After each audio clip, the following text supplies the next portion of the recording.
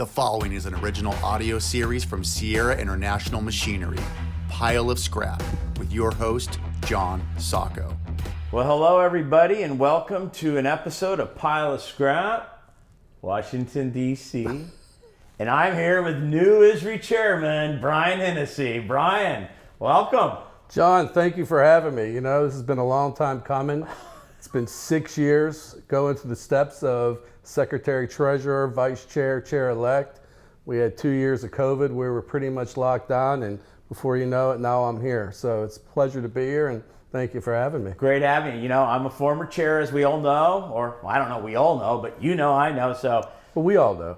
It's brotherhood. Yeah, it is. And it's fun to get to watch you step up and lead. You nervous? Come on, this is your first meeting. You nervous? Any butterflies? I am nervous. I wouldn't say butterflies. I'm anxious. You know, I'm a perfectionist, so I want to make sure everything goes well. I want to make sure everything goes perfect. I know that can't happen, but you know, I still strive to make it perfect. Listen, my first meeting in DC as chairman, I got just destroyed because the chairman before me was George Adams, and he had set up something he wanted to do, and then when I brought it up, the board was not ready for it. I just got beat up, and it was like, oh. But it still was a great experience, and there's nothing like being chair, and you're just getting started.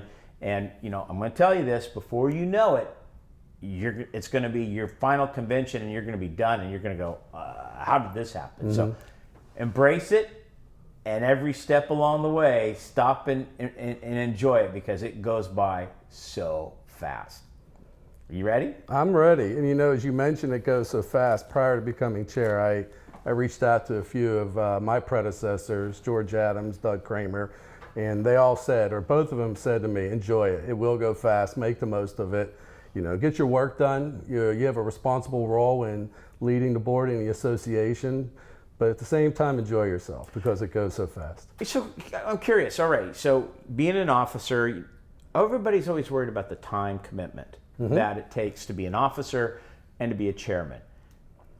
I found as a chairman, I had a little more time, but it was never burdensome to me, to my business. How are you finding it for you right now? Are you able to balance it? Are you still learning that balance right now? How's it going? Well, you don't know, at least my experience, I didn't know exactly what it was going to entail until I began. But look, we have 6 years to prepare for this. So I own my own business. I have 2 partners. So when I became Secretary Treasurer, we had the time to have a strategy that when I become chair, that my partners or other members within our organization are able to pick up and help and assist. So it's not just myself, it's really my organization and my company that's enabling me to do this. So it's a team effort for me to be chair. And with their support, you're ready to do your role. So let's talk about here, this is your first meeting. Okay. What are we facing as an industry, as a trade association right now? What is like the big, you know, Megillah, if you will, right now as you enter to our first meeting? What is it? What's the topic that concerns you and that we need to have here in Washington this week? Well, the biggest one I see is what's going on within the states with legislation before. We have a catalytic converter matters that are going on in every state. We have EPR bills. We just had one passed in California recently, and there's other states that are enacting various types of legislation. So we haven't seen this much activity, at least in my 15 years in leadership with ISRI, as we do today. And in order to we need to get ahead of this. And so first, our association, we need to be structured a little bit differently, or better, I should say. We need to be more nimble, and we need to be quicker to react. Historically, we're slower to react. We'll have a matter come up, we have a board meeting, and then we deal with it at the next boarding. We have to be more fluid, and we need to deal with things immediately. Because if we don't get ahead of it, it's moving faster than we are. So we have to do that. This EPR bill in California, I live in California. Mm-hmm. There's a mixed message, maybe you could help clarify. ISRI has shown its support for it, yet the members in our chapter are upset over it. Mm-hmm. What are we missing here? The support in the future is all commodities. We are the voice of the recycling industry, and we need to represent recycling. Not just we're the voice of the metal recycling, we're the voice of the paper, we're the voice of the plastic, we're the voice of the recycling industry. The support for the SB 54 out of California was all-encompassing of all commodities, specifically within the plastics as it was advertised. The challenge, and I believe in the members in California aren't supportive, is the fact that there's language within it stating that the recyclables are classified back as waste, and I do not support that. Yeah, that nobody's going to support that because, as we discuss, and I've discussed many times during these podcasts about the materials that we recycle, nobody would ever call gold waste, would they? Not at all. Not at Why? all. Because Because it's gold gold. it's a commodity, Correct. right? And it's a commodity that has use in commercial products as well as financial institutions. Copper. How is copper waste when copper is in every electrical component, from hospitals to schools to our highways to our airports? Copper's not waste. How is aluminum waste when aluminum, again, is found in everything that we just mentioned? Steel. You can't build roads and bridges and hospitals and airports. Again, the automobiles, we can't build any of this without these commodities. Yet, there's this drive to call it waste. How are we going to get out in front of that, Brian? How, under your leadership, how are you going to tackle this issue? Well, the first thing is we have to educate, right? And this isn't a matter that's going to be resolved in 2 years as me being chair. It's a long term, it's a grind, it's a journey. First thing is education. We need to work and educate within our schools, right? We have the Jason Learning Project, which is an ISRI sponsored curriculum for our teachers. We also need to educate our legislators and our elected officials and their staff. So, and I say this to several people, we as a society probably know more about the medical field than we do the recycling industry. If I ask you about medicine, you can tell me what an oncologist is, what a neurologist is, but if I ask you anything beyond the word recycling, you can't tell me much more for the normal person. Right. So we need to educate the population. On top of education, we need to work within the states and create dialogue and definitions so they really know what is the definition of recycling, because in other states there's different definitions. The 80-20 rule, 80% of the problems are caused by 20% of the people. It seems that over 80% really what is recycled in this country and repurposed is metals and paper. Okay. But when you ask the person on the street, tell me about recycling, the first thing they say is plastic bottles, plastic. That's not even 5% of everything recycled in this country. And yet it gets all the attention. Why? It gets the attention because of the media and because of when China pulled back in their national sword years ago, the impact was really in the municipal sector. And the municipal sector roughly is 25-30% of the entire recycling sector, but it got all the press because the municipalities were getting a backlog of paper and plastics because it didn't have the home and the structure. It was a market dynamic, it was a market change, and it was slow to respond and to react, and it is getting better at this point. But it had all the press because, unfortunately, what sells newspapers, right? Something that's all right. controversial. What sells newspapers? Let's ask this question. Yeah. What are newspapers made from? Recycled paper. Correct. There's not one journal, not one newspaper made from virgin fiber. It's made from recycled paper. I just had to throw that in there. Well, I'm glad you threw it in there, but there's another part, and as we as recyclers, we are innovative. We are great. We're fantastic at what we do. But frankly, we've not been good at promoting our message. We have not been great at getting outside of our bubble and inside of our world and promoting the good of what we do. Listen, we're talking about infrastructure bills. We had two big ones on the federal level. Listen, those bills are not going to work, or we're not going to have infrastructure, we're not going to have without recycled material. It's simply not going to happen. And outside of our world, people don't know that. We need to communicate the importance of recycling and how there is no circular economy and there is no infrastructure bills or a successful infrastructure without recyclables. Well, supply chain issues. Now, that's all we've heard since the pandemic, and as we've come out of the pandemic, right? Could you imagine, without recycled materials, how horrifically supplied steel mills, aluminum smelters, and copper and paper mills would be without recycled content? We wouldn't be able to have it. Correct. So I applaud you on that direction. I think that's fantastic. And you push, and you're always going to have challenges as a chairman, but you have a good vision that I can see. What else are you particularly interested in doing as chairman in the next 2 years? What would you like to see happen? Well, there's a little bit more granular. We're continuing to work with the railroad issues that many of our members are experiencing, myself included, with the lack of service or poor service. And also part of that stems from the PSR that was adopted several years ago. Or PSR stands for? Precision Scheduled Railroading. Okay. And essentially it's about increased fluidity and lower operating rates within the railroads.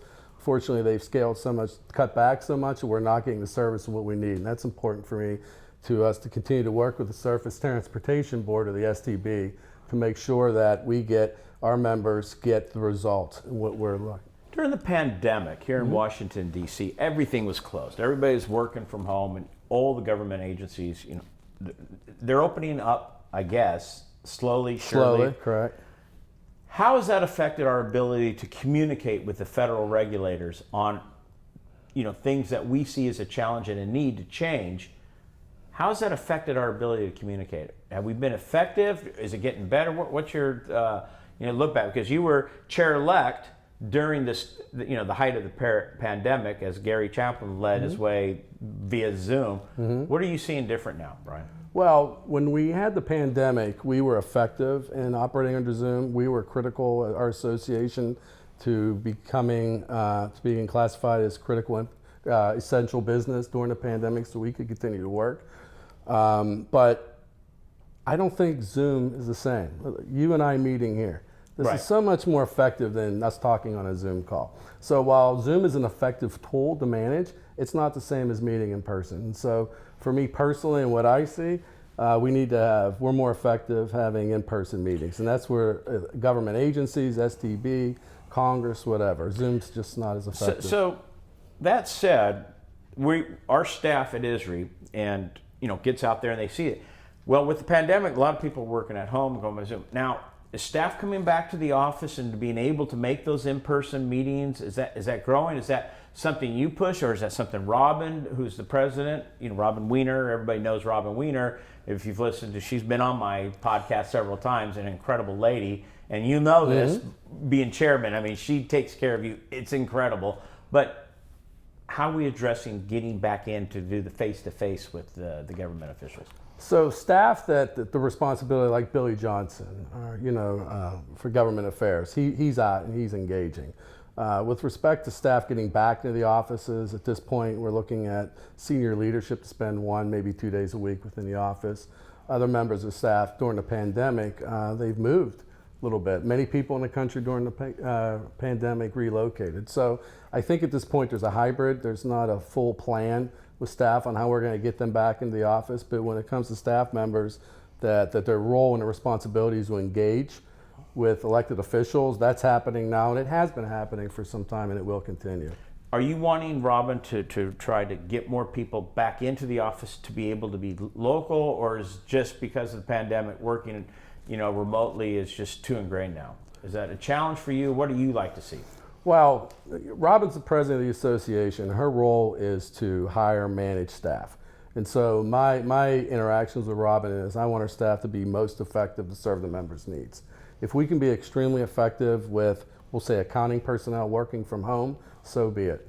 Okay. But if we have staff that needs to be on the Hill or in the Hart office building in the Senate, whatever, we need that. So whatever Robin deems in collaboration with myself and future chairs is to be most effective we can. Listen, there's many ways to skin a cat, right? So whatever works best, I'm on board. Well, that's excellent. That's good to hear. But, because there's so much with the pandemic, and to hear that, I think as an ISRI member, any member who listens to this podcast or watches it should be reassured that ISRI is not stepping back in any way. In fact, they're continuing to push and be in front of the regulators that we need. And so there's the pandemic, we're not as effective. I think we're going to be equally, if not even more effective as we come out even further to keep going. And that's important. I think our membership needs to hear that. Correct. I don't believe personally using the pandemic as an excuse not to work, an excuse. And I couldn't meet with somebody because of the pandemic, or I work from home, I can't do this. Listen, if you're going to be working from home, you can do the job, you can respond to the phone calls, you can attend to members' need. So the pandemic, I don't want to say it's fully behind us, but we've learned how to adjust and adapt and react. We're recyclers.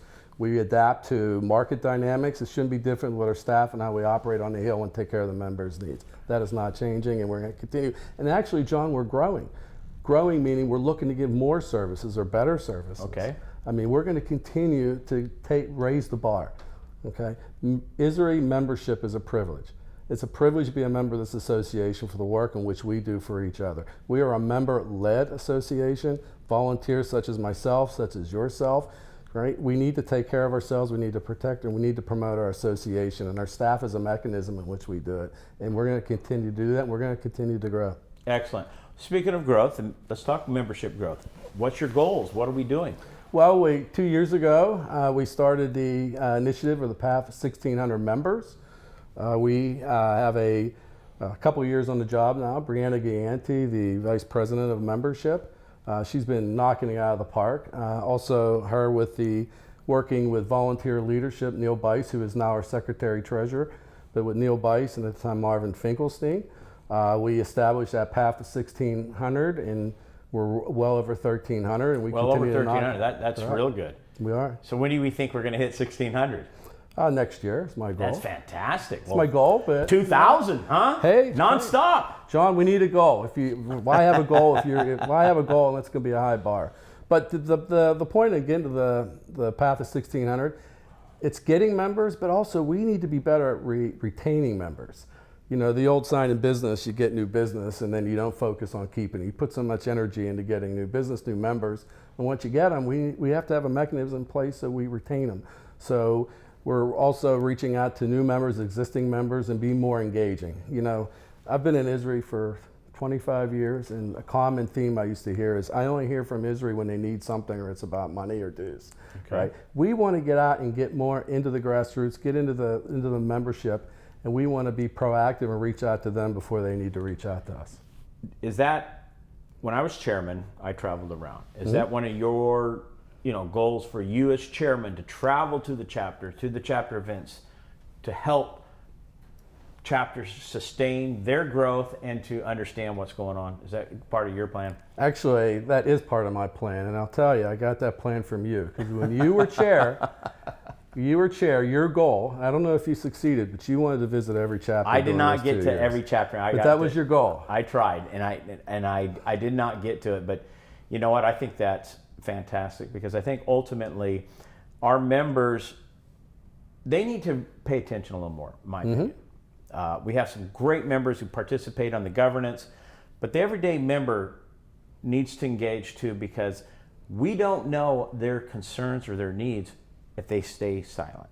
And hopefully with your travels, now that the pandemic's over, you get, people are going to be excited to come to ISRI events because they had to stay away for a couple of years, that they can re-engage in the process of everything you're trying to, your goals for, being more in front of the governments and being more visible and spread the word and educate. And hopefully they'll come out and you'll have that opportunity going forward.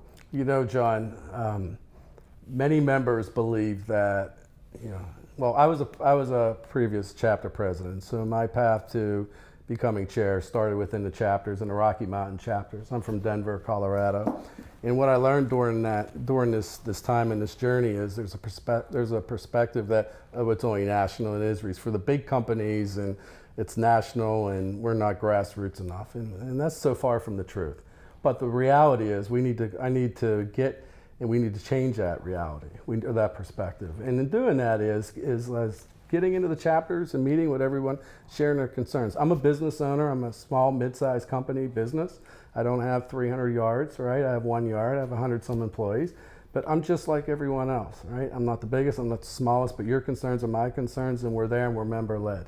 Another thing that I've heard through my years in leadership is I've heard people that own small companies would say to me, ISRI is just for the big companies, just for the big companies, not us, which is so far from the truth if you look at the programs in which we have.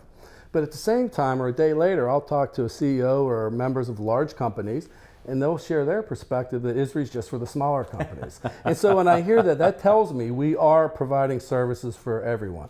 And the power of ISRI, and the great thing is ISRI, we all are equal and we all have one vote. You know, I think that's well said, and it is true that a lot of people think it's for the big companies, but the fact is ISRI is for every company. It is. There's so many services and programs it provides, and you know, we're going to be spreading that news always, and you getting out there, I really commend you on that effort that you're going to put forth, and it's exciting. I always enjoyed it myself. So let's talk about the convention for a second. I got one for you. When I was chair, or when George Adams was chair, we had Bill Clinton, and there was all this uproar about Bill Clinton being there because, you know, the red, blue, you know, right, left. Then when I was chairman, we had George W. Bush, and again the same thing. And then Jerry Sims called me all concerned. We have Hillary Clinton, you know, former Secretary of State, and I said, Jerry, you know, it's your show, and a former Secretary of State has a forum. But now we have 2 ex-presidents we haven't had. I'm sorry. But could you, I mean, Obama and Trump, polar opposites and incredibly divisive, or people will lose their marbles if you have one and you get the other. What's your thoughts about that? A former president, did they have a forum, or you just want to steer clear altogether, buddy? That's an excellent question, John. Historically, ISRI has always had a former president. We've actually had former heads of state, Margaret Thatcher, I believe, being one of them. I met when her. I was younger, she was fantastic. Amazing. But I would John like Major. to continue, John Major, I'd like to continue with former presidents, but the world's different in the last 5 years than it was when you were chair. And we are so polarized politically. I'm not certain if I, at this point, think it's best to have a former sitting president today.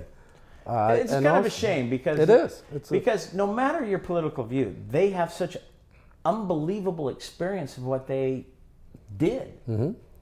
I don't know. I don't care. Republican, me, I believe a former president should be at ISRI, but you're right. It's probably a little bit too polarizing, and it's unfortunate. But you got some. You probably get some great ideas of keynote speakers, because I think people do, when they come to the convention, like to hear somebody who can bring home some, you know, take home values. And wow, I got to see so and so speak. What other things about the convention have you thought about? I have a couple ideas with keynote speakers that I don't want to share at this point. But my intention is to get somebody that's going to be a draw.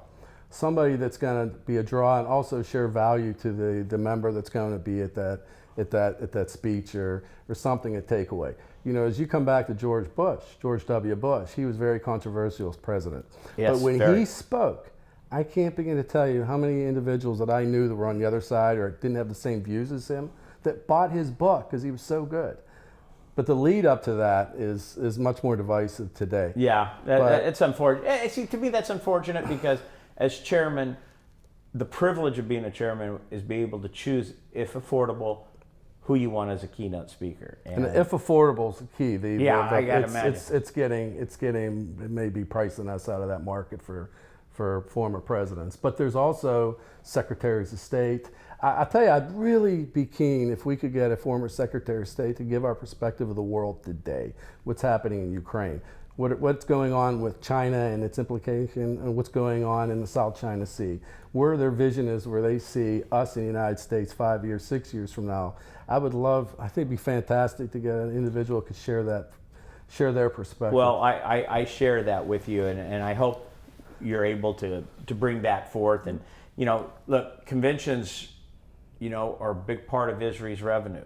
And a successful convention requires people to attend, and a good draw helps with the budget of ISRI. What other things outside the convention and programs that you're exploring that you would like to see if it's possible we can put out there to our membership? Well, if I may first touch on the convention coming up next year. It's in Nashville, as everybody knows. It's our first time in Nashville, Music City. And the location is ideal. Anecdotally, roughly 40 million people are within a close proximity of Nashville, so many of our members, so they could get to Nashville easier than, let's say, getting on a plane and flying to Vegas. So it's the first time there. Nashville's been courting us for many years, so I'm very excited. I attended a NCSL, which is National Conference of State Legislators convention there right before the pandemic. 6,000 people, and it was lights out. So I'm so excited for Nashville. It's going to be great. And another little plug is we're looking at having music is going to be one of the themes for the convention. Oh, fantastic. Which, come back to when you were the chair. You I had like my music. Fantastic closing. So we really want to focus on the music. Oh, fantastic. Focus on the music. But to answer your question on what we're looking at, I really want to get more member engagement within the association. Again, this is said repeatedly over the years, but we need to find a better approach to communicate it. We are member-led. Our members lead this association, and we get more with the village. And especially what's going on within the states right now, we need member engagement. We need members to participate, because if we're not engaged, somebody else is going to make decisions for us, right? And another thing in looking at in the future and what we can do is, I gave this in my speech at the last convention. Times have changed, right? When I was growing up, to own a business, it was pretty simple. You pay your taxes, you create jobs, and that's it. And you stay under the radar, stay behind your fence, and you're good. Those days are over. You know, I'm active within my community, and I go to my elected officials within my city. They don't want to hear that I provide jobs and I pay taxes. What am I doing for the community? How am I engaged? How am I bettering the environment? Am I a good steward of the environment? I mean, that's all part of it now. And so those days, I think, are behind us. I think that message is important, and I support it 100% in your efforts. And if I can do anything to help, and I'm hoping this podcast, people listen to will understand that it's important. What you just said is vitally important. And your leadership, because you believe in it, we'll see some changes, and I want to wish you the best of luck. So we're coming up here. I know you're busy. You got to get to your executive committee meeting, which is always fun. I always love the I'm having a good time speaking with you. Well, I appreciate that. But, best of luck to you. Thank you. And more than anything, and I've told you this, and I say it again, it's about having some fun with it, because it's serious work. We know, and you're a serious guy, but you're a guy who likes to have a smile on your face, and you also understand the need to have some fun. So, I like to say it. I got to say it this podcast because I haven't said it yet. But us in the recycling industry, and every member of ISRI, we are the original environmentalist. We are? We are the original environmentalists. You know it. And so you getting the message out, I support you 100%. And I think anybody who understands the need now to even be more out in front, we can't hide behind our fences. We have to be out in front now, showing what it is we do and what we provide and the products that are made from what we do. And that's vitally important, and I support you 100%, Brian.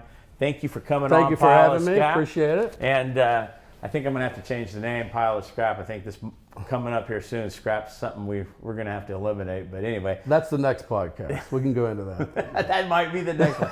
So that's it for this episode of Pile of Scrap. This has been a Sierra International Machinery original audio series. Thanks for listening. Please share this podcast and make sure to subscribe.